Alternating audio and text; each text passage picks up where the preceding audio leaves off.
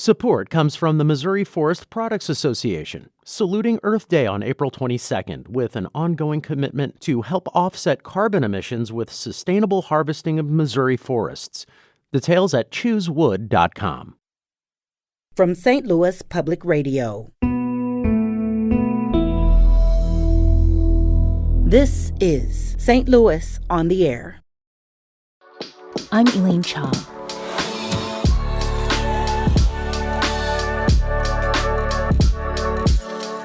In popular culture, menopause is often the subject of jokes about hot flashes and weight gain.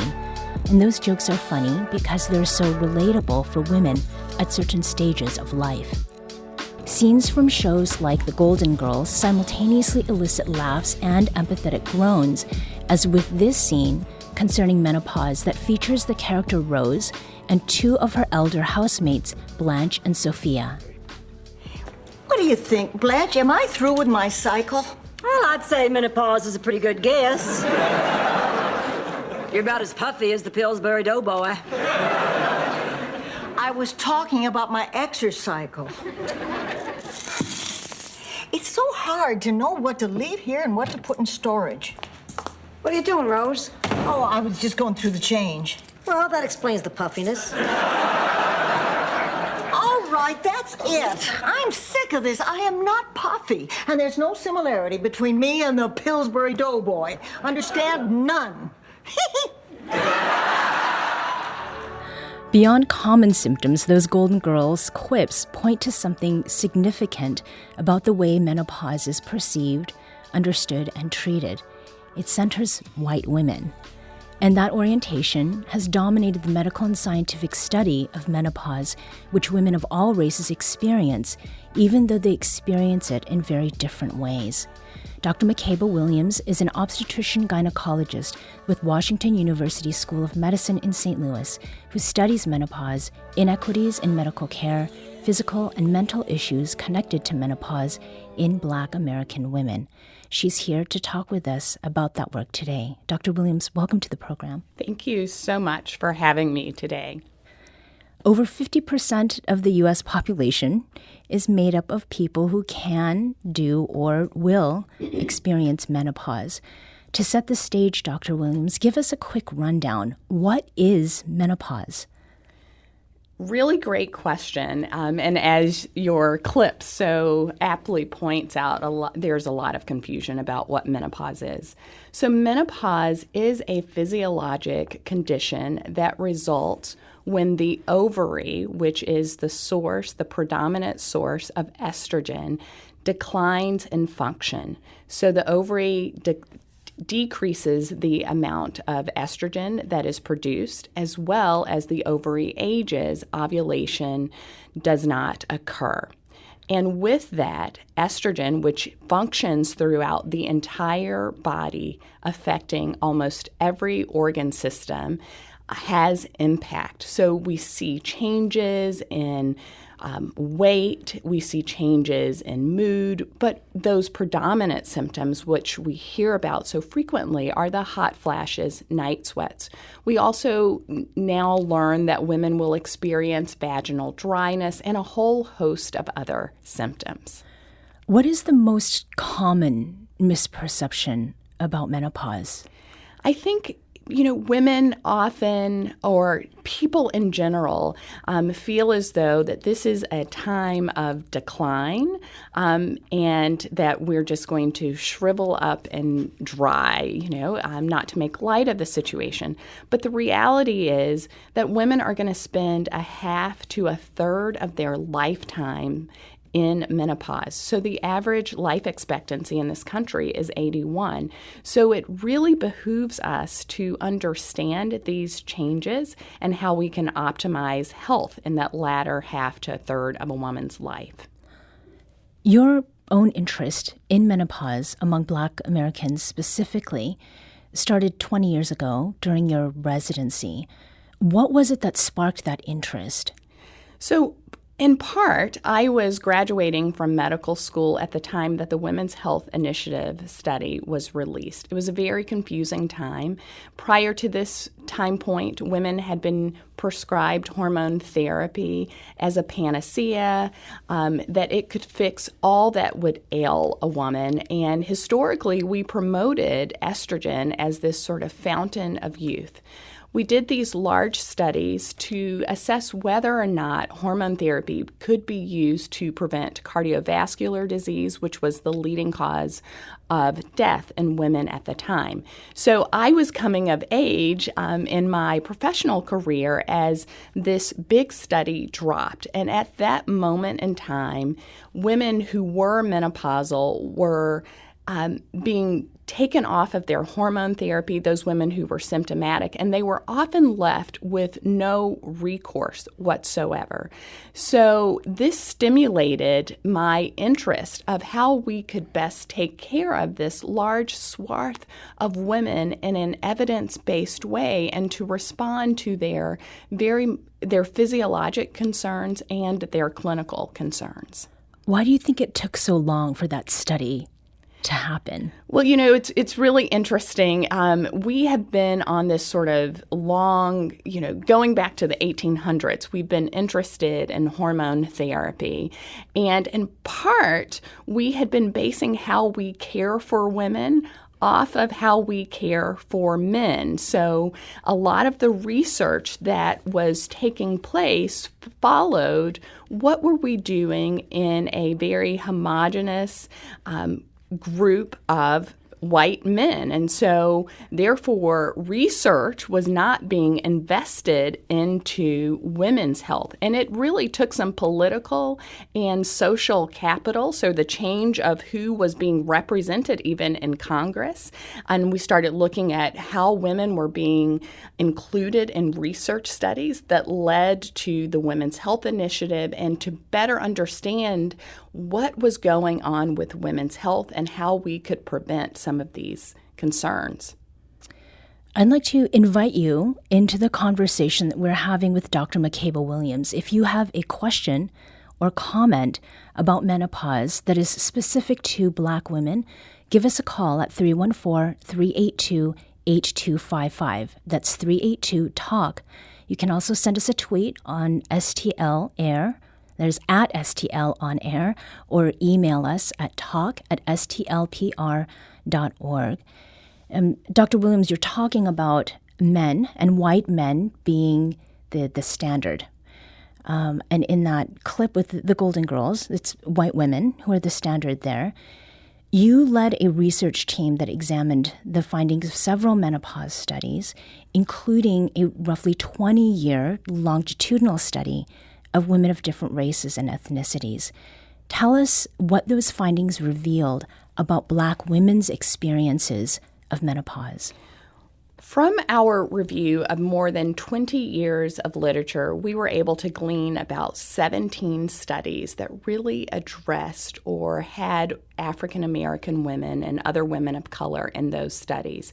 And I think that sort of speaks to my point earlier about the lack of investment in women's health research, and then the further marginalization of women of color, even in studies about menopause. What we found in those women who were participants in those studies is that there isn't a universal menopausal experience. So the experiences of Blanche and Rose and others on the Golden Girls does not necessarily reflect the experiences of African American women and women of color.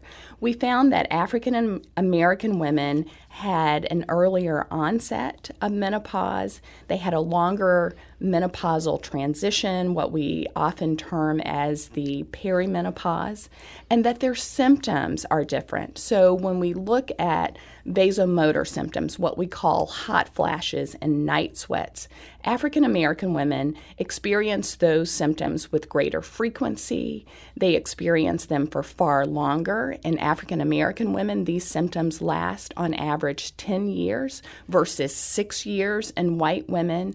And there is overall a higher prevalence of those vasomotor symptoms in African American women. How have findings like that sort of changed the course of how African American women as patients are treated? It's interesting. While we are having a better awareness and understanding, our research also finds that Black women are less likely to be treated for these symptoms. And it's likely that they're not a part of a conversation that women are having with their healthcare providers in general. So we know that menopause in general, when we look at women's health issues, this is an underserved area, an understudied area. And then if we segment out to different racial and ethnic populations, we see that there are those women who are less likely to have their symptoms addressed and therefore less likely to be treated for those symptoms. And that is problematic because many of these symptoms are associated with poorer health outcomes, can be markers of cardiovascular disease, and we see that there is a disparity in who bears the cardiovascular disease burdens along the lines of race and ethnicity. Mm-hmm. So it gets to the heart, quite literally. Yes, absolutely. We have a question from a listener. How does menopause affect women who have polycystic ovary syndrome? So polycystic ovarian syndrome is a condition where women are ovulating infrequently. They also are at increased risk for cardiovascular and metabolic disease. I think there's still a lot to learn about the continuum of polycystic ovarian syndrome as it relates to menopause. And is that a condition that is more common among Black women? Polycystic ovarian syndrome. I can't really speak to the sort of prevalence of its sort of racial and ethnic difference. Now, the number and range of symptoms and diagnoses connected to perimenopause, which is that time of transition that occurs before menopause, and menopause itself is fascinating. Can you share an example of a symptom or condition you've seen in your patients that illustrates how menopause plus other diagnoses affect like day-to-day living for someone going to work, caring for a family, and otherwise just living life? Absolutely. And it cuts across all socioeconomic strata and demographics.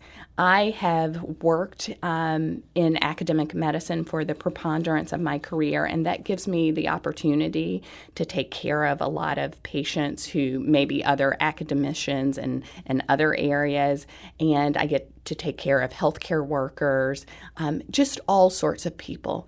And what is universal about this experience, when you are experiencing this sudden onset of intense heat, say a hot flash or a night sweat. So no matter what you're doing, if you're up trying to give a lecture, if you are in a boardroom making a presentation, perhaps though you are a nurse or you're driving a bus, when that intensity of heat and that physiologic disruption occurs, it can be impairing and jarring cognitively because it is so distracting. So there is this experience, that symptom that can be very disruptive to our activities of daily living and how we're able to execute and function in our professional careers and roles, whatever they may be. And that really gets at sort of what the flash part of hot flash is, because I was thinking of it more maybe as a slower or more gentle sort of thing, but that description of it and how it can stop you in your tracks. And for sure, it is sudden in onset. It may last only a couple of minutes, and it's this intense heat that builds from the core of the body and radiates outward. It can be very distracting to you cognitively. Many of my patients will also say, I was thinking of something and I couldn't get to that next word. And that can be very difficult as women try to stand up to carry out their jobs, their functions, when they are distracted. We need to take a quick break, but we'll be back shortly to continue this conversation about menopause in Black Americans with OBGYN and researcher Dr. Makeba Williams. This is St. Louis on the Air on St. Louis Public Radio.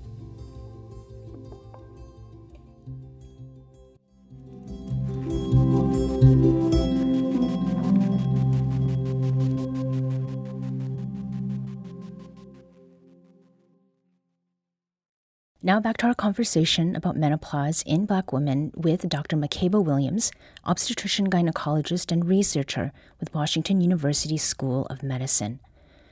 When menopause comes up in media, especially entertainment, it's often tinged with some degree of misogyny.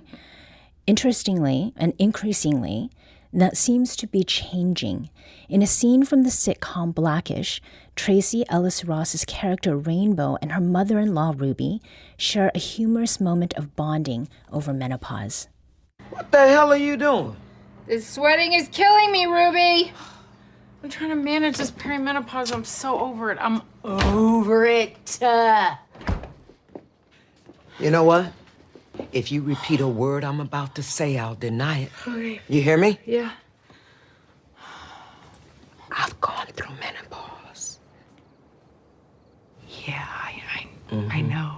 Well, menopause sucks. Yes. Your body spends decades growing and taking care of life, and then Mother Nature thanks you with hot flashes and mood swings. Let me tell you something, Ruby. I ran for 3 miles after an ice cream truck today, and then I punched a dent into the side of it because they told me that they didn't have any more Tutti Frutti. It was not one of my finest moments. Oh, honey, that's nothing. One time I had a hot flash sitting there waiting to get a bank loan. I started tearing my clothes off like a Vegas showgirl. Dr. Williams, that Blackish episode aired just last year, 2022. I wonder whether Ruby got that loan. From your perspective, what social, cultural, or historical factors have been spurring movement toward more empathetic and frank talk about menopause? Well, I think all too often we have characterized women as going, dare I say, crazy during menopause. I mean, the mood symptoms often are overplayed. And I think it's important for us to reframe this conversation. We women are not going crazy. Right? That we often are at our most powerful selves. We have a lot to contribute, and to characterize this time period as such one of low utility of women, low productivity of women, does everyone a disservice, and it is distracting from really addressing the true health concerns and health opportunities that women face in midlife and beyond. Again, women are going to spend a third to half of their lives during this time period. It is an inflection point for when cardiovascular disease begins to take off. It is a change in bone health for many women. And so for us to sort of divert our attention to many trivialities associated with this characterization of women as moody and uncontrolled does not give us the focus and the attention in actually improving health and health equity for women. And when it comes to this point about changes that happen in menopause, we did get a question from Tammy on Twitter. And Tammy is asking whether there's research on the shrinking of fibroids during menopause. Is that a change that happens? We do see that many fibroids may be estrogen dependent, and so the trajectory of fibroids in menopause is that they will tend to shrink and become less bothersome. Fibroids can cause abnormal bleeding, they cause pain and discomfort. And so with the loss of estrogen, no more periods. We make a diagnosis of menopause when when a woman has gone 1 full year without menstrual periods. So at that time period, we see those abnormal bleeding symptoms that plague so many women who are faced with fibroids decline, decrease, and are no longer a bother. The review that your team published last year, it connects cumulative stress and trauma from racism to premature menopause. What is considered premature? Premature menopause is going to be menopause that occurs before the age of 40. We have early menopause that it's diagnosed between the ages of 40 and 45. We do find that African American women will experience an earlier menopause, have more prevalence of premature menopause as well. And this going back to this question about fibroids, African American women tend to be diagnosed with fibroids more often will have hysterectomies as a treatment option for fibroids more than other women, and thus could be a confounding factor for women of color, Black women going into menopause earlier. And just as a point of clarification, what is a fibroid? A fibroid is a benign tumor that grows from the muscle wall of the uterus, the womb. Now, what is it then that makes premature menopause a bad thing, as opposed to, well, then I'm getting it over with early and I can spend the rest of my life sort of in this post-menopause stage? Really great question. Premature menopause is associated with higher cardiovascular disease risk, associated with premature bone loss. And when we see more bone loss, it increases the risk of fragility and fractures for women, which can be very catastrophic. So things like osteoporosis are more prevalent in women or osteopenia, that accelerated bone loss associated with premature menopause. So we really worry about cardiovascular disease and bone loss in our prematurely menopausal patients. I mean, apart from fixing ills at the societal level, because we're talking about racism, what is something that can be done to prevent premature menopause from afflicting women at younger and younger ages? I think, in general, we have to think about awareness and having conversations. We find all too often that many women of color are not having conversations, much like in the clip that we just heard. There aren't these conversations. There's a lot of tolerance of many of the symptoms, and that could be culturally driven. We don't talk about it, so we don't understand that many of these menopausal symptoms can have some long-term health sequelae. So it's important for women to become advocates for their own health, to go in to have conversations with their healthcare providers, to be curious. And also, I would implore healthcare providers to begin to appreciate that there isn't a universal experience in menopause, that many women of color may be reluctant to bring up the topic, but we approach it in a universal way where we're asking key questions of all midlife and menopausal women about how they're experiencing menopause. What is their outlook? What are their thoughts? And that we respond in a culturally responsive way. Finally, why does it behoove the medical and scientific communities to pay much closer attention to menopause in Black women? You've talked about some of that, but what about those who are not part of the medical and scientific community, the community at large? Why should it matter to us? It should matter to us because we do not want to continue to perpetuate disparities in health. Women are 50% of our human race and our being. And then we look at the contributions that women make and African American women make, other women of color make. And so we have an opportunity to decrease disparity in health. And so I think it is important that we continue these conversations, that we broaden our conversation beyond just reproductive health, but we see the contributions. Dr. Makeba Williams is a practicing obstetrician, gynecologist, and researcher with the Washington University School of Medicine. She spoke with us about distinct dimensions of menopause in Black American women. Thank you, Dr. Williams, for being on the show. Thank you.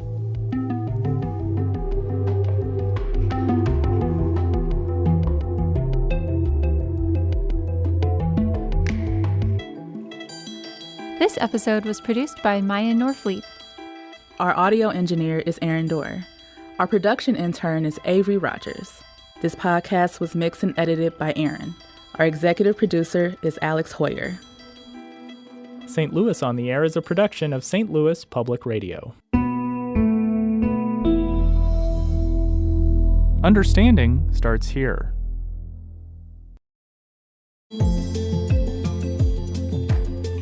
Our podcast proudly supports St. Louis artists by using music from Life Creative Group. Do you find yourself regularly listening to episodes of St. Louis on the Air? Suggest us to a friend you think might enjoy our conversations, and leave us a review and rating on Apple Podcasts on the App Store. It's the simplest way to help people discover our show. Thank you. St. Louis Public Radio is a member-supported service of the University of Missouri St. Louis.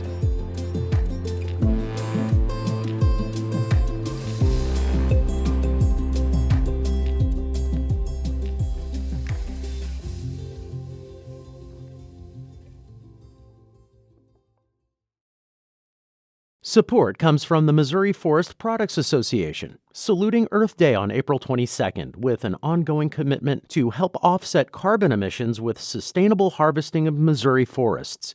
Details at choosewood.com.